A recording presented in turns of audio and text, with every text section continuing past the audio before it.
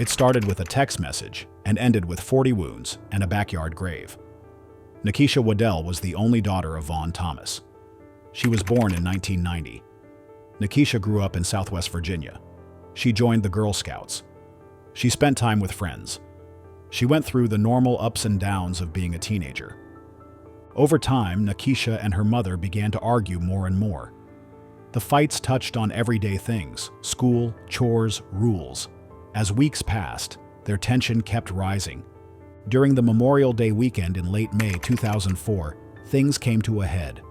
Vaughn found out Nikisha had skipped school. They had a heated argument. In that moment, Nikisha snapped. She grabbed a kitchen tool. Nikisha wounded her mother more than 40 times with the tool. Some wounds were very deep, up to 6 inches into the neck, chest, back, and face. Vaughn tried to get away. Nikisha chased her through the house and into the yard. She did not stop until her mother no longer moved. Vaughn did not survive. Nikisha later admitted she did it because she was mad. "I hurt her because I was mad," she said. Investigators found no history of mistreatment by Vaughn or a stepfather. Some believe it was a severe family breakdown, mixed with old feelings about Nikisha's biological father. Before the argument, Vaughn had reportedly found messages that Nikisha had exchanged with a boy at school. That discovery triggered the final confrontation. At trial, prosecutors said Nikisha had expressed disturbing thoughts in her journal. She had written about her anger and feelings of being trapped at home. A 15-year-old friend, Annie Belcher, then helped Nikisha. The two dug a hole in the backyard. They used nail polish remover and other flammable liquids on the body. They tried to set it on fire, but the flames died out. Then they mixed concrete and covered the spot with leaves and logs. They placed a cinder block over the grave to weigh it down. Days later, they painted it to make it look like part of the landscaping. When questioned, Nikisha first claimed her mother had left home after an argument, but a neighbor had seen smoke and noticed the smell. That led officers to the yard. In December 2004, both girls were charged as adults. Nikisha faced a first-degree charge for ending her mother's life: grand larceny, obstruction of justice, unauthorized use of a vehicle, conspiracy to end a life during a felony, and witness intimidation. Annie faced a second-degree charge for ending a life, grand larceny after the fact, and obstruction of justice. Nikisha's trial began in early 2005. On June 16th, she testified at age 15. She spoke softly. She said the endless fighting built up inside her until she finally exploded. She denied any illness, calling it pure rage. She pleaded guilty to all charges. Court records show she cried during sentencing but did not speak in her own defense. The judge called the act one of the most calculated acts ever committed by a child in this county. The prosecutor said something was seriously wrong with Nikisha. The defense called both girls troubled. Nikisha received a 70-year sentence, with 35 years suspended. She must serve at least 35 years. Annie took a plea deal. She got 26 years with 11 years suspended. Annie had no prior criminal history. She testified that she helped out of fear and confusion.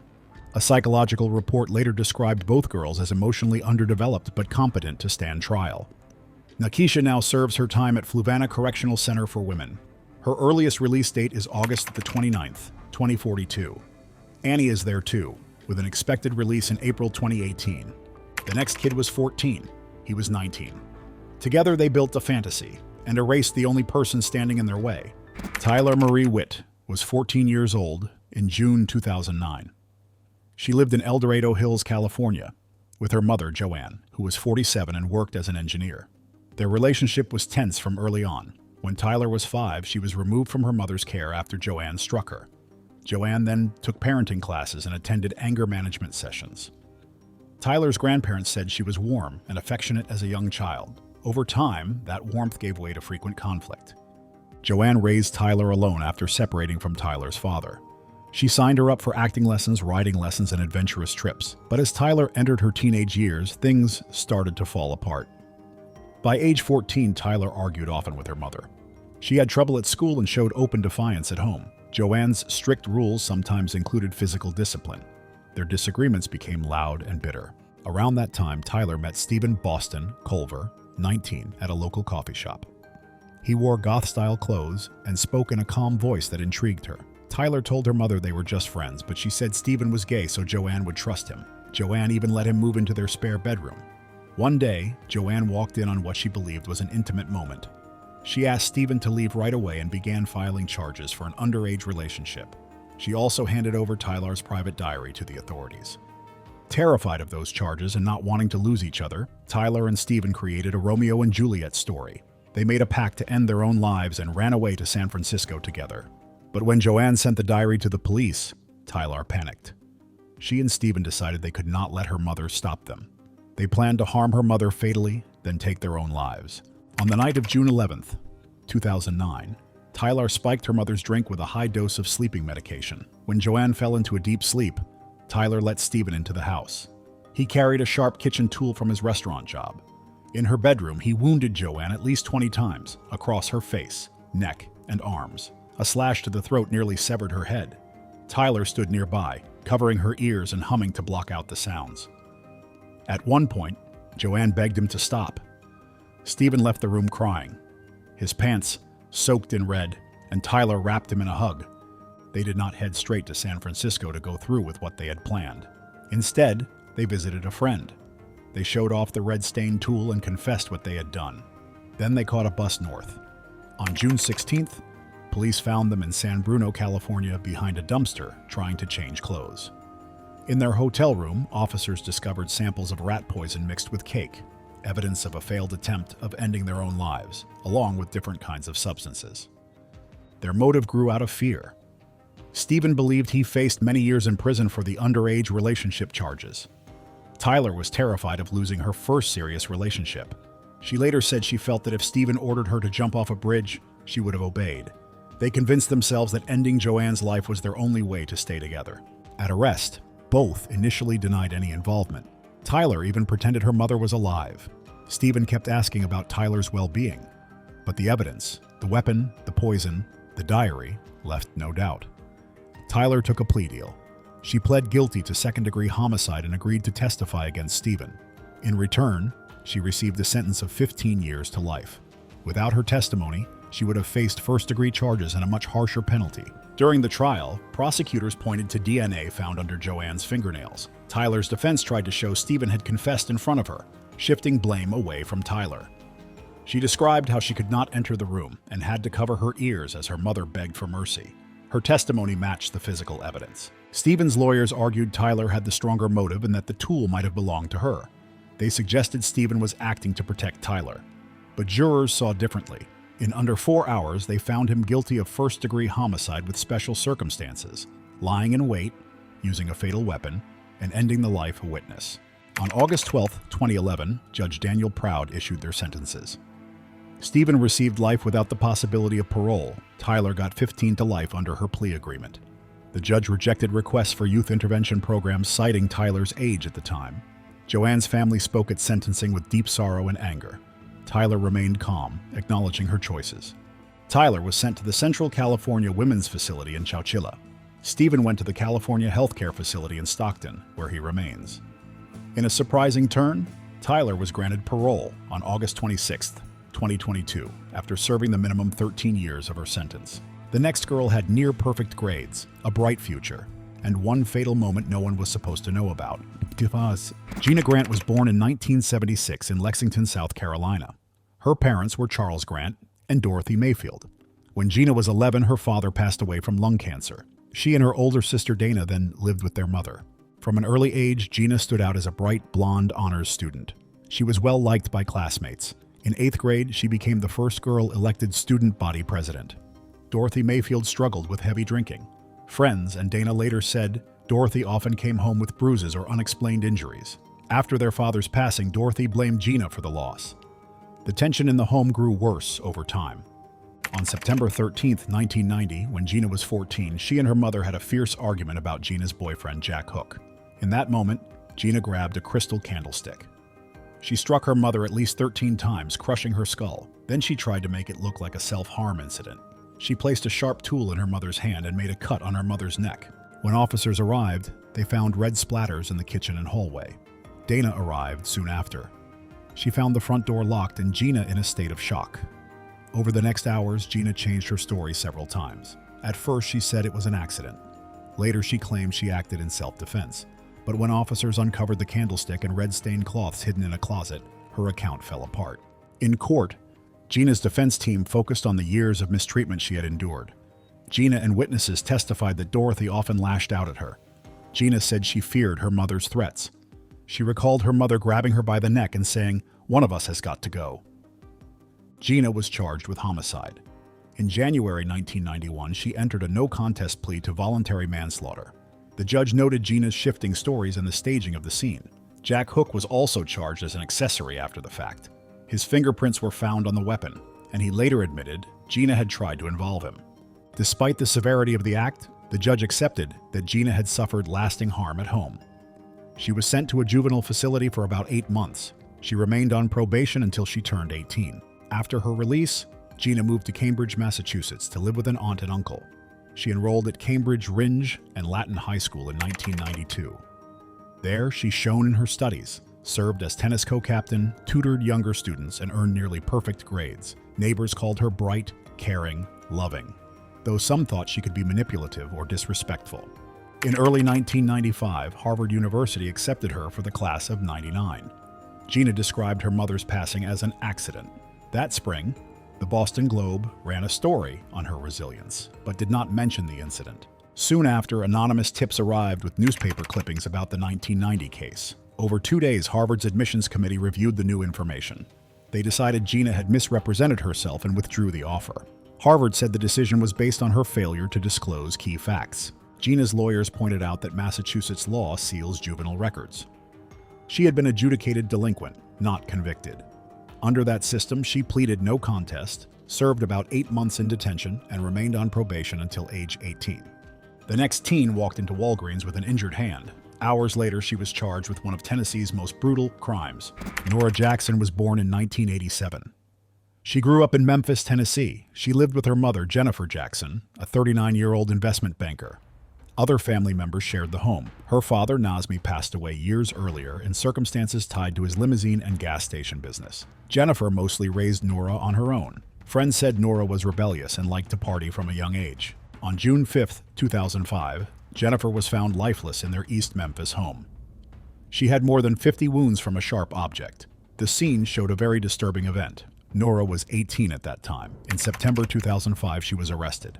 Prosecutors said Jennifer had told Norah to stop partying and finish high school. They said that demand led to growing tension between them. Norah had a cut on her hand. She said she fell on a broken beer bottle at a party. Surveillance cameras later showed her at a Walgreens. She bought bandages for her injured hand after she found her mother's body. Prosecutors pointed to that cut as proof she caused those wounds. No sharp object was ever found. No DNA from Norah was detected on Jennifer. Investigators did find 2 other female DNA profiles at the scene. Neither profile matched Jennifer or Norah. There was no trace of DNA in Norah's car. No physical proof tied her to the house. The case against her rested on indirect clues and witness accounts. In 2009, a Shelby County jury found Jackson guilty of ending her mother's life at the second-degree level. Judge Chris Kraft gave her a sentence of 20 years and 9 months, including time already spent in custody. He said Norah had harmed the one person who loved her most and suggested she had planned it. Norah showed no emotion during sentencing. In 2014, the Tennessee Supreme Court unanimously overturned that decision. The High Court said her legal rights had been violated. Prosecutors had not shared a witness statement that weakened their case. The lead prosecutor also broke the rules by loudly pressing Norah during closing remarks. That violated her right to remain silent. Because of these errors, the court threw out the verdict and ordered a new hearing. Rather than go through another hearing, Norah accepted a plea in May 2015. Under this plea, she acknowledged there was enough evidence against her but still maintained she was not responsible. The court treated it as an admission to a lesser charge. She received a 15-year term, counted from the start of her original sentence. Since she had already served almost 10 years, she was immediately eligible for release. During the plea negotiations, her lawyers stressed again that the unknown DNA in her mother's bed was never investigated. No sharp object was found. No physical proof ever linked Norah to the home. 2 female DNA profiles remained unexplained. Attorney Valerie Corder urged for further testing to identify those profiles. Jackson walked out of prison on August 7, 2016, at about age 29. She did not leave under early release programs. Her time served was counted as the full sentence. Norah has since earned a GED, applied to college, worked in a restaurant, and fought to claim her mother's estate, estimated at over $1 million, in a confidential settlement with her relatives. What if the key evidence in a case never matches the accused? Coming up is a young woman whose fate hinged on unknown DNA. The next case started on her 17th birthday, with a message that sounded like a cry for help. Hours later, 2 people lost their lives. But before we move on to the next case, consider subscribing for more important stories like these.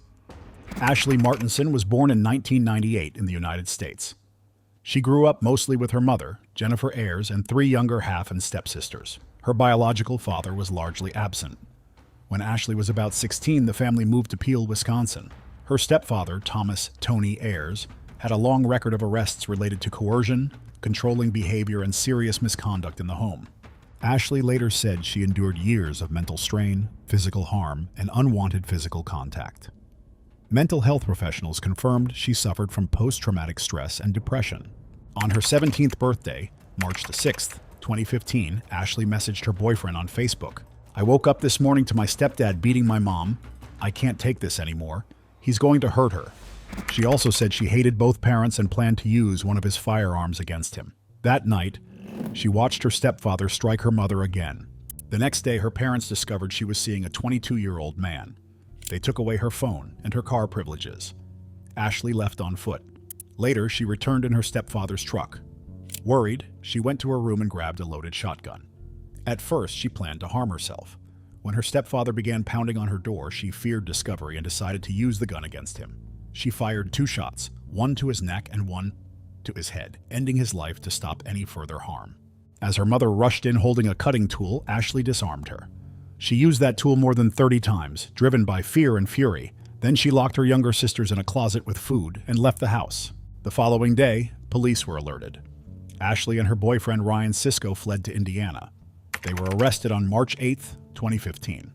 She was charged with 2 counts of first-degree intentional homicide and with confining her sisters against their will. At first, Ashley pleaded not guilty by reason of insanity. Experts confirmed her long-term trauma and mental health struggles. Prosecutors aimed for a 40-year sentence. Her defense asked for 8 years, citing her history of harm. Both sides later agreed she had been so provoked by years of fear and a pattern of harmful behavior that the charges could be reduced. In June 2016, she pleaded guilty to 2 counts of second-degree intentional homicide. A judge sentenced her to 23 years in prison plus 17 years of supervision. The judge noted that even in dangerous situations, people are expected to choose not to take another life. Ashley did not speak at her sentencing but was reportedly emotional. Ashley is now held at Tachita Correctional Institution in Wisconsin. In 2017, her attorneys asked to shorten her term because of her mental health struggles, but the judge denied that request. A 2019 appeals court upheld her sentence. While in prison, Ashley earned her high school diploma. She has said she feels safer and happier behind bars. Before these events, she had published graphic horror stories online under the name Vamp Chick. Up next are 4 family members, one day, and a teenage boy who never left the house. Colin Jeffrey C.J. Haney was born in Utah. He grew up in Grantsville, a small town west of Salt Lake City. His mother, Consuelo Alejandra Haney, was 52 at the time of the incident. She had 4 children, Milan, Matthew, Alexis, and Danny, who was away at college. CJ was the second youngest. People who knew him said he struggled with anxiety and kept to himself. In the months before the event, family members and neighbors saw warning signs. CJ spent a lot of time alone. He argued with his father about school, church, and video games. His mother suggested he see a counselor, but his father worried that would bring trouble with the authorities. On January 17, 2020, CJ stayed home from school. He brought a handgun into the house. He also spread ammunition around the rooms. Then he waited. At about 1 p.m., his mother and his 12-year-old sister came in. CJ fired the gun at close range. Both were struck multiple times in the head, neck, and upper body. They did not survive. Around 3 p.m., his 15-year-old sister arrived. CJ followed her inside. He fired 5 times into her head and chest. She did not survive. At 5:17 p.m., his 14-year-old brother came home from a birthday party. CJ shot him once in the head. He did not survive. About 6:15 p.m., his father walked in. CJ shot him in the leg. The two struggled over the weapon for about an hour. During that fight, CJ said he planned to end every life in the house but his own. The father finally disarmed him.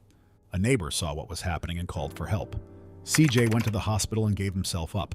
He faced adult charges in January 2020 for 4 counts of taking someone's life unlawfully, 1 count of attempted unlawful taking of life, and several weapons counts.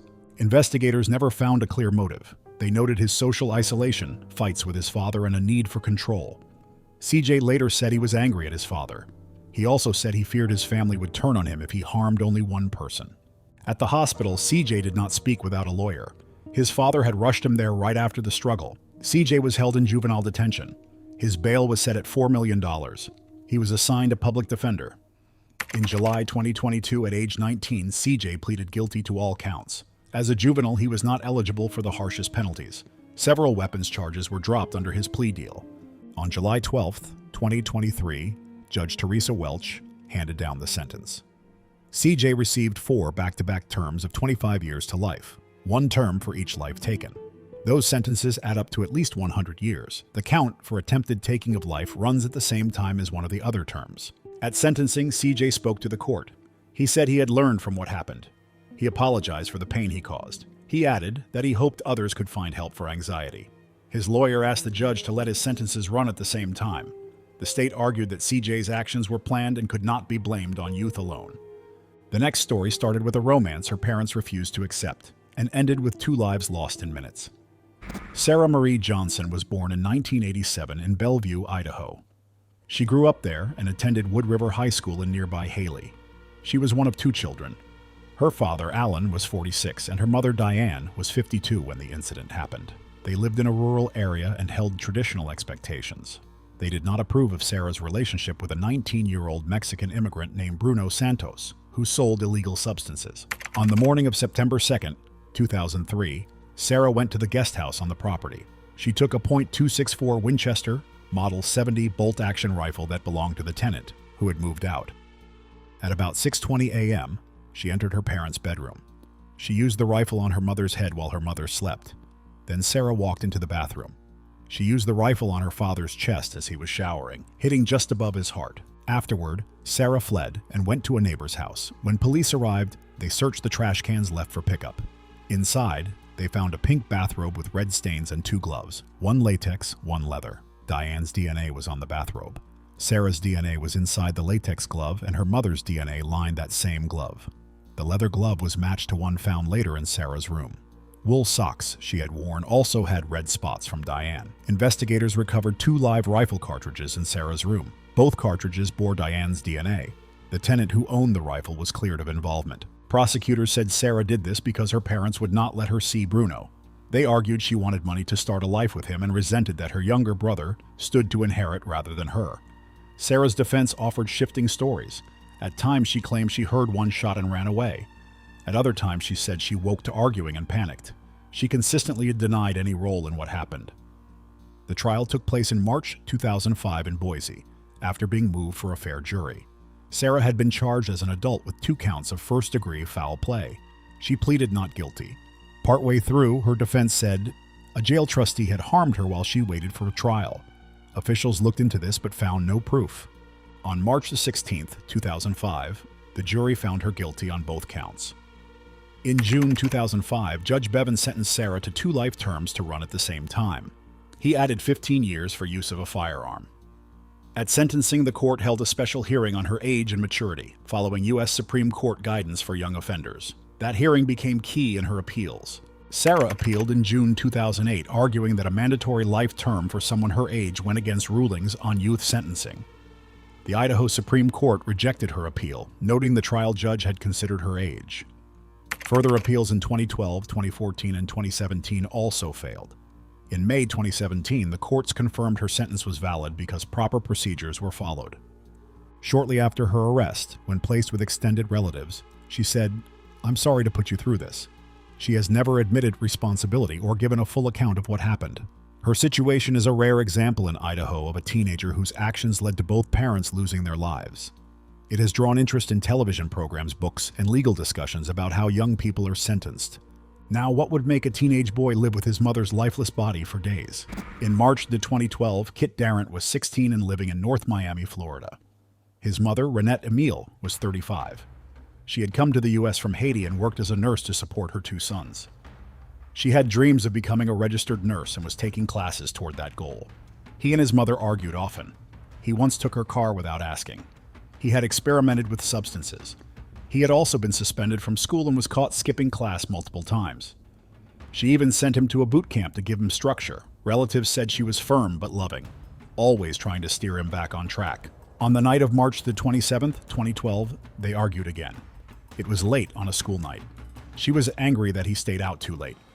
He later said he waited until she fell asleep. He then cut off her air supply until she stopped responding. When he saw a faint sign of breath, he picked up a butcher object from the kitchen and began striking her. He kept wounding her until she did not move. An autopsy later found over 100 sharp force injuries, deep cuts to her chest, neck, and arms, as well as defensive wounds on her hands. Afterward, he took a shower and cleaned up. He wrapped her in bed sheets. He sprinkled laundry detergent over the sheets to hide any smells. He placed the wrapped sheets back on her bed. He also turned up the air conditioning to slow decomposition. Over the next several days, he stayed in the same apartment. His 3-year-old brother lived there too. Kit even held a gathering with friends. Neighbors heard loud music but had no idea what was inside. He texted classmates, went on Facebook, and even attended school the next day, acting as if nothing had happened. By March 31st, people noticed Renette was missing. Police came to check on her. They found her wrapped body in the bedroom. Kit and his little brother were still there. The younger boy was later cared for by relatives. When police questioned him, Kit admitted what he had done. He said his mother had scolded him for staying out late. He cut off her air supply and then used the sharp tool. He showed no emotion during his confession. One detective described him as cold and robotic. At first, the court treated him as a minor. He was held for 21 days before any transfer decision. Prosecutors then asked for an adult hearing. They pointed to his use of a sharp tool, the planning involved, and his steps to hide what he had done. Family friends said his history made the serious charges not a surprise. The medical examiner also noted that some of the injuries appeared methodical, not frenzied. He ultimately entered a plea admitting he had ended his mother's life. In September 2012, a judge gave him a life sentence. He must serve at least 65 years before any chance to leave. He will spend his teenage years and much more behind bars. He cannot seek any release until he is in his late 70s. The court saw his actions as severe and deliberate. Now, how did Halo 3 lead to one of Ohio's most shocking cases? Daniel Petrich was born in 1991. He grew up in Wellington, Ohio. His father, Mark, was a Pentecostal minister. His mother was Susan. Daniel seemed like a typical teenager. He did okay in school. He had no behavior issues. He had no known mental health concerns. At church, he showed a strong interest in the Bible. His classmates said he was friendly and fun. His school superintendent saw nothing to suggest he might cause harm. When Daniel was about 15, he had a serious skiing accident. He got a staph infection. His spine was injured. He spent nearly a year in bed recovering. During that time, his friend Jonathan Johnson introduced him to the Halo video game series. Daniel began to play for long stretches. He often spent 7 or 8 hours a day at his friend's house. Just before the shooting, he played up to 18 hours straight. On October 20th, 2007, tensions at home reached a peak. Daniel had secretly bought Halo 3. His father found the game and locked it in a safe. That same safe held a 9mm Taurus PT-92 handgun. About a week later, Daniel found the safe's key. He opened it. He took the game and the gun. Around 7 p.m., his parents sat together on the couch. Daniel crept up behind them. He spoke softly. "Close your eyes," he said. "I have a surprise." He then fired the gun. Susan was shot in the head, arms, and chest. Mark was shot in the head. He was badly hurt, but he survived. Afterward, Daniel tried to make it look like his father did it. He placed the gun in his dad's hand. Then he said, "Hey, Dad, here's your gun. Take it." Minutes later, Daniel's sister Heidi and her husband arrived 2 hours early. Daniel met them at the door and said his parents were arguing. Heidi heard groans. She forced the door open and saw what had happened. She called the police. Daniel ran to the family van and drove off. During the drive, he called the police himself. They stopped him and took him into custody. What drove a 16-year-old to harm his parents? The main explanation was his video game obsession. Prosecutors said Daniel snapped when his parents took away Halo 3. The defense said he had spent so much time in a game world that he lost track of real-life outcomes. In games, characters come back and the levels reset. They argued Daniel expected the same in real life. He was too young and too deep into gaming to see the difference. Daniel's case went before Judge James Burge from December 15 to 17, 2008. He waived a jury trial. About 25 friends and family members attended. On the stand, Daniel cried. His father testified that Daniel deeply regretted what he did and still could not fully explain his actions. The prosecutor said Daniel planned everything days in advance and even staged the scene. The defense said his mind was overwhelmed by gaming. They noted Daniel fled with Halo 3 like it was his lifeline, even during the chaos. On January 12, 2009, Judge Burge found Daniel guilty of aggravated fatal acts and evidence tampering. He was under 18, so capital punishment wasn't an option. The judge sentenced him to life in prison, with a chance for parole after 23 years, in 2030. Daniel now serves his sentence at Grafton Correctional Institution in Ohio. When asked if he wanted to speak, he shook his head and stayed silent. His father spoke instead. He said Daniel still did not understand why he did it and added, "I miss my wife."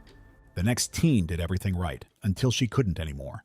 Esme Jang was 16 and on the honor roll at Blue Valley North High School in Overland Park, Kansas. Her parents, Shu Yijang and Tao Tseng, had moved from China. Esme did very well in her classes. She also played piano at a high level, but she felt constant pressure at home. Her parents wanted perfect grades only. A 96% on a test or even a single B could lead to punishments. They threatened to sell her piano or move the family if her marks slipped. They once forced her to stand without clothes in a corner. On her blog, she wrote that she felt trapped and ashamed. She said, "We were always on the road. I'm not who I'm supposed to be." Over time, Esme began spending more time with friends who tried substances such as ecstasy and magic mushrooms. People close to her later spoke of her low moods after use and sudden mood swings. It seems she was using those substances to escape her stress. On August 19, 2005, just after her junior year began, Esme reached a breaking point.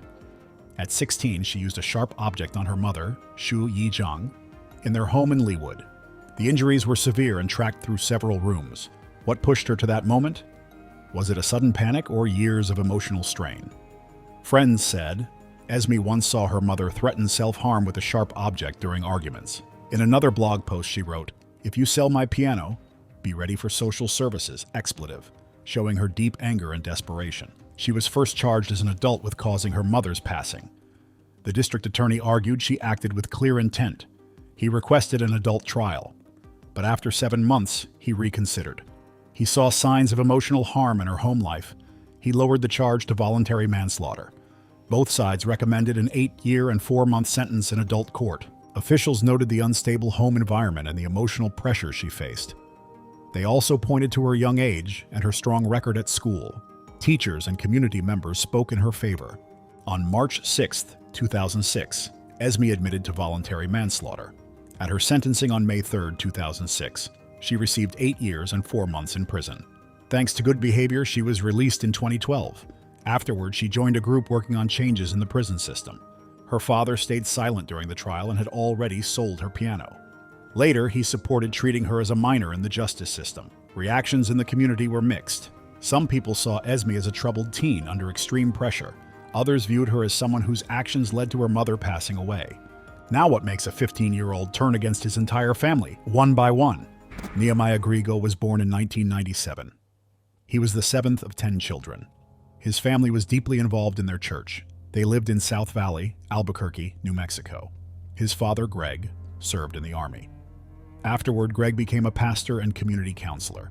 He had left gang life behind. His mother, Sarah, taught her children at home. She also volunteered at church. Nehemiah joined the youth group. He played sports and music. He dreamed of following his father into the military. On the night of January 18, 2013, Nehemiah argued with his mother. He went to bed angry. Around midnight, he walked into his parents' bedroom. He took his father's small rifle from the closet. He shot his mother twice in the head while she slept next to his younger brother, Zephaniah, who was 9. Zephaniah woke to find his mother unresponsive. Nehemiah calmly told him what had just happened. Zephaniah asked for proof. Nehemiah turned on the light. He pulled on his mother's hair to show the wound. Zephaniah screamed. Nehemiah then shot Zephaniah once in the head. After that, Nehemiah went to his sister's shared room. They were aged 5 and 2. Both were crying when he entered. He shot each child once in the head. He also shot one of them twice more in the chest. Then he waited. Greg had been working an overnight shift at a homeless shelter. He arrived home around 5 a.m. As Greg opened the door, Nehemiah shot him 4 times with a semi-automatic rifle. Greg fell at the entrance. Nehemiah then loaded several guns and planned to drive to a nearby store for a mass shooting. He hoped police would end his life there. Instead, he went to his church. He told his 12-year-old girlfriend that his family had passed away in a car crash. Around 9:15 p.m., church staff alerted police. Officers raced to the family home. They found Sarah, Zephaniah, the two sisters, and Greg lifeless. Nehemiah was arrested and taken to juvenile detention. He faced charges for ending his parents' lives and for the harm that led to his siblings' passing. At first, Nehemiah said he was not in his right mind and denied any wrongdoing. Investigators later said he confessed. He admitted having thoughts of harming himself and others. He had taken the rifles his parents taught him to use. Psychologists and detectives looked into his motives. They noted that he planned the acts in stages. First his mother, then his siblings, then his father. He had also chosen a nearby store as the next location for his plan. He even emailed a photo of his mother after the shooting to his girlfriend. He remained calm during questioning. In October 2015, Nehemiah pleaded guilty to ending his parents' lives and to the harm that led to his siblings' passing. In February 2016, a juvenile judge ruled he could get treatment and be released at age 21. The state attorney general challenged that idea. They argued his actions were too severe for juvenile programs. A new hearing began in March 2018. On August 9, 2019, Judge Alyssa Hart decided he was not fit for treatment programs and should be sentenced as an adult. She wrote a detailed report explaining the public safety risks. On October 15, 2019, hearings confirmed his adult status. On November 1, 2019, Nehemiah received 3 life sentences for the harm to his siblings. He also received 2 7-year terms for ending his parents' lives. He got credit for about 6 years and 285 days already served. He can request review after 30 years when he will be around 52. He is now held at Lee County Correctional Center in Hobbs, New Mexico. Now what turns 2 teenage brothers into calculated planners of mass harm, starting at home? Robert Baber and his younger brother Michael grew up in Broken Arrow, Oklahoma. It sits just outside Tulsa. Their parents, David and April, taught the boys at home. They kept tight control over their social life. Neighbors said the family stayed to themselves. The Beaver house was in a safe, friendly area. Still, the family did not join local gatherings. Robert and Michael had very few friends. On July 22, 2015, Robert, 18, and Michael, 16, put a plan into action. They meant to harm everyone in their own home. Early that morning, they followed through on a fatal plan inside their barn-style house. They began with their mother, April, striking her with a sharp tool many times until her wounds were fatal. Next, they went to their father's room. They struck David repeatedly until he, too, was fatally wounded. Then they searched for their younger siblings. They found Daniel, 12, Christopher, 7, and Victoria, 5. Each child received fatal wounds. After that, they went to their 13-year-old sister and struck her. She survived her injuries. Their 2-year-old sister was left unharmed. After these harms, the brothers tried to draw other children from nearby homes. They knocked on neighbor doors, hoping to lure them in. Detectives later learned that Robert had dreamed of traveling across the country. He planned to harm 10 people at each stop. He even saved his plans on a home computer. Investigators found that the brothers had plotted for over a year. Police found Robert in nearby woods using scent dogs to track him. Michael stayed at the house. Robert faced 5 counts of first-degree fatal harm and 1 count for wounding his surviving sister. Michael faced the same charges. In April 2018, Robert admitted his guilt. Michael went to trial later that year. Both were held responsible for their actions. The court gave Robert a life term with no chance of release. In 2020, he received 3 more life terms to run after the first ones. These new terms came after he wounded prison staff with an 8-inch sharp tool. He is now held at the Oklahoma State Penitentiary. Michael was only 16 when it all happened. In May 2018, a jury found him responsible for 5 counts of first-degree fatal harm and for wounding his sister. Prosecutors asked for no chance of release, noting his full participation in the plan. They described how he struck his sister's neck, then harmed his mother and father, and finally knocked on a door to draw in other children. Michael's lawyers said he had been under Robert's control. The jury chose a life term, with the possibility to apply for release after some years. The judge set his sentencing soon after. Derek Rosa was 13 years old. He lived in Hialeah, Florida. He shared a home with his mother, Irina Garcia, and his infant sister. Irina was 39. She worked hard to support her children. Family members say their home was quiet and calm. In October 2023, late at night, Derek took a large kitchen tool with a sharp edge and a purple handle. He struck his mother a reported 46 times while she lay asleep beside his baby sister. He did not say a word. He carried out the act in the darkness. The next morning, Derek called 911. He spoke in a calm voice. He said, I ended her life.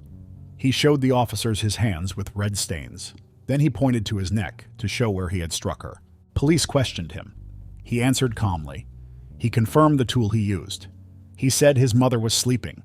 He said she screamed when she woke up, but he offered no reason for what he did. We still do not know why a 13-year-old would do this. He never explained his motive. That lack of explanation raises more questions than answers.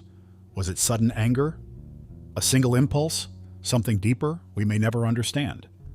In Miami-Dade County Court, he faced adult charges for a first-degree offense. During hearings in 2025, his defense asked for privacy and suggested other possible explanations. In July 2025, the judge noted the defense's strong wish for secrecy. Still, the judge set a schedule. They plan to review the evidence on November 7, 2025. The trial is expected in late January 2026. His next hearing is set for August 25, 2025. As of mid-July 2025, the trial has not started. There is no record of testimony or closing arguments. The judge is working through the evidence schedule. That means there is no verdict and no sentence yet.